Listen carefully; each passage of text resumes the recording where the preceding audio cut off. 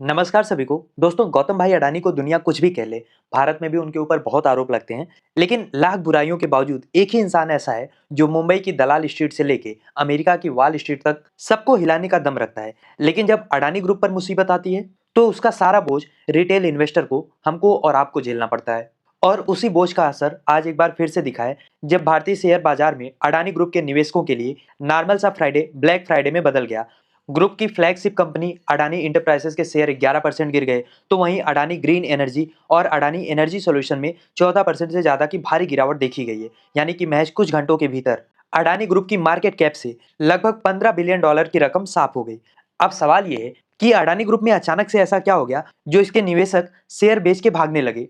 क्योंकि भारत में तो अभी भी मोदी जी की सरकार है, तो जब तक मोदी जी हैं सत्ता में तो ऐसे भला हो कैसे गया।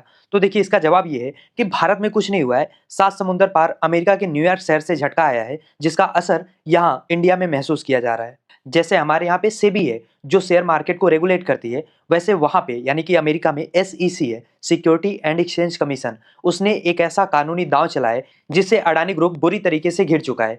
दरअसल अमेरिका की सिक्योरिटी एंड एक्सचेंज कमीशन ने एक फेडरल जज से परमिशन मांगी है कि वो गौतम अडानी और उनके भतीजे सागर अडानी को अब केवल डिप्लोमेटिक चैनल से नहीं, बल्कि उसकी जगह सीधे बिजनेस ईमेल और उनके अमेरिकी वकीलों के जरिए कानूनी समन भेज सकें। सवाल है क्यों? तो जवाब ये है कि पिछले 14 महीने से अमेरिका की सिक्योरिटी एंड एक्सचेंज कमीशन कोशिश कर रही है, चिट्ठी भेज रही है भारत सरकार को, ताकि वो चिट्ठी कहां तक जा सके? गौतम अडानी तक। लेकिन सरकार वो चिट्ठी अडानी साहब तक पहुंचाने को तैयार नहीं है। तो इसीलिए अब डायरेक्ट ईमेल का रास्ता चुना जा सकता है। और ये खबर आते ही अडानी ग्रुप के जितने भी फ्लैगशिप शेयर्स हैं उसमें 15% से ज्यादा की गिरावट आ गई। तो मामला है क्या? अमेरिका की कोर्ट क्यों अडानी के पीछे पड़ी है? और क्या इस बार भारत सरकार, जैसा कि उनके ऊपर आरोप लगता है, अडानी जी को बचा नहीं पाएंगी? जब डायरेक्ट ईमेल के जरिए उनको समन भेजा जाएगा तो आखिर पूरा मामला क्या है? आइए सब कुछ आसान भाषा में और डिटेल में समझते हैं। तो सबसे पहले मामले की गंभीरता को समझने के लिए हम थोड़ा सा पीछे चलते हैं। नवंबर 2024 में अमेरिका की न्याय विभाग, जिसको डीओजी कहते हैं, और एसईसी, जो कि अभी मैंने आपको बताया, जैसे हमारे यहाँ पे सेबी है,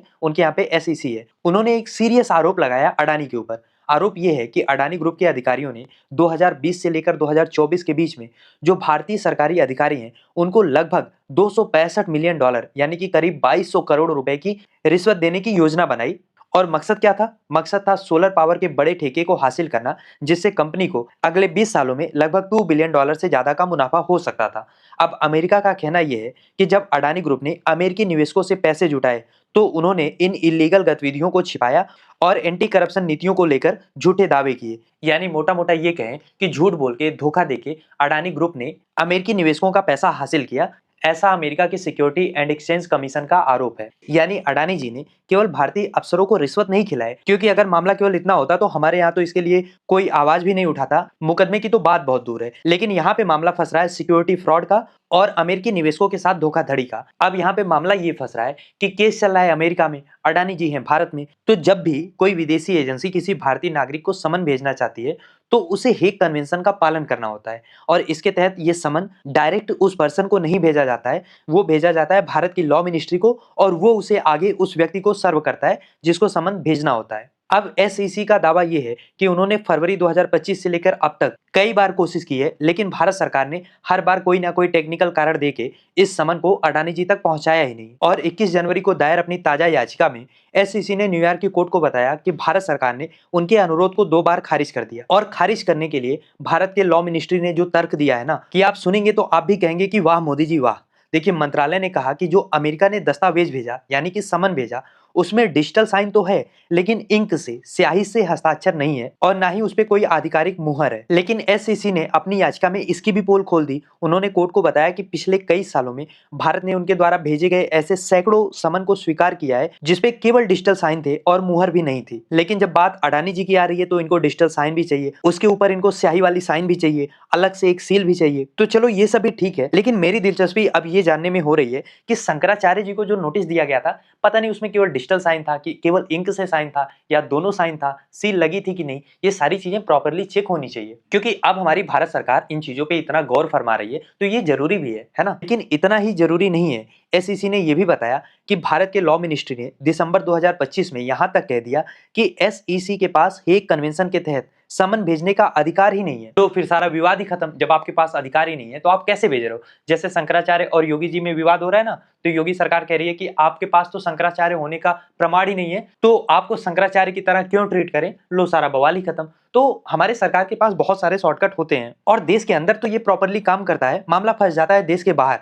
अब इन सारी अड़चन के बीच में अमेरिका ने रूल 4F3, वो भी पीछे हटने को तैयार नहीं है, उसका इस्तेमाल करने का फैसला लिया है। ये नियम अमेरिकी कोर्ट को ये ताकत देता है कि अगर पारंपरिक रास्ते काम ना करे तो वो ईमेल या सोशल मीडिया जैसे वैकल्पिक तरीकों से भी समन भेजने की अनुमति दे सकते हैं। और जैसे ये खबर आई, देखिए निवेशकों को भी पता था कि भारत सरकार के द्वारा जब समन भेजा जा रहा है तो भारत सरकार ढाल बन के आगे खड़ी है, समन अडानी जी तक पहुंचने ही नहीं देगी। लेकिन जैसे ही खबर आई कि अब कोर्ट ये भी आदेश दे रहा है कि समन ईमेल के जरिए भेजिए, अडानी ग्रुप का पूरा वैल्यूएशन ही बिगड़ गया। शुक्रवार को यानी कि 23 जनवरी को जब मार्केट खुला तो मानो अफरा तफरी मच गई। अडानी ग्रीन एनर्जी के शेयर में 14.6% की गिरावट हुई। अब निवेशकों को डर यह है कि अगर ये मामला आगे बढ़ता है, अगर अमेरिका पीछे ही पड़ गया अडानी जी के, तो इस ग्रुप को ग्लोबल मार्केट से कर्ज लेना भी बड़ा मुश्किल हो जाएगा। हालांकि अडानी ग्रुप ने इस पूरे मामले में अपना रुख भी रखा है। शनिवार को एक्सचेंज फाइलिंग में ग्रुप ने कहा कि हमारी इन कानूनी कार्रवाइयों से कोई लेना देना नहीं है, कंपनी किसी भी मामले में पार्टी नहीं है और हमारे खिलाफ कोई आरोप भी नहीं है। और ग्रुप ने इन सारे आरोपों को बेसलेस बताया। लेकिन हकीकत ये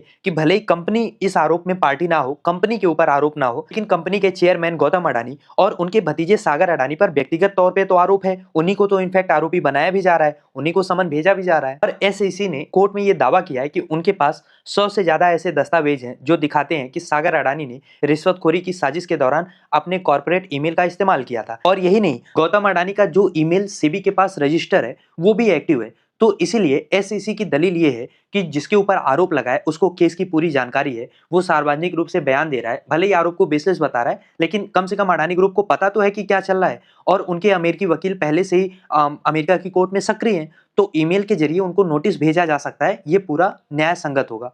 ईमेल भेजना, ईमेल के जरिए समन भेजना न्याय संगत होगा या नहीं, ये आरोप लगाना किसी भी तरीके से न्याय संगत नहीं है कि मोदी जी की कमजोर नस अडानी ही है, जिसको दबा के बार बार ट्रंप भारत की इंसल्ट करता है, भारत के प्रधानमंत्री की इंसल्ट करता है। हालांकि आरोप तो है, इसीलिए दुनिया भर के निवेशक भी देख रहे हैं कि भारत सरकार अपनी सेंट्रल अथॉरिटी की शक्तियों का इस्तेमाल इस तरीके से अपने पसंदीदा कारोबारियों को बचाने के लिए कर रही है। और अगर अमेरिका का जो न्यूयॉर्क कोर्ट है उसने ईमेल के जरिए समन भेजने की इजाजत दे दी, ये अंतरराष्ट्रीय कॉर्पोरेट लॉ में एक मिसाल बन जाएगा। फिर दुनिया का कोई भी कोना सेफ हेवन नहीं रहेगा। खैर, अब देखना यह है कि क्या गौतम अडानी और सागर अडानी को अमेरिकी कानून का सामना करना पड़ता है या फिर कूटनीति के बंद दरवाजों के भीतर कोई ना कोई भारत सरकार ऐसा रास्ता निकाल लेगी जिससे इन दोनों को बचाया जा सके। क्या लगता है आपको, क्या होने वाला है इस केस में आगे? लिखिए अपनी राय कमेंट बॉक्स में। और अगर अभी तक आपने चैनल को सब्सक्राइब नहीं किया तो प्लीज चैनल को सब्सक्राइब करिए ताकि ऐसी और भी वीडियोज हम आपके लिए ला पाएं।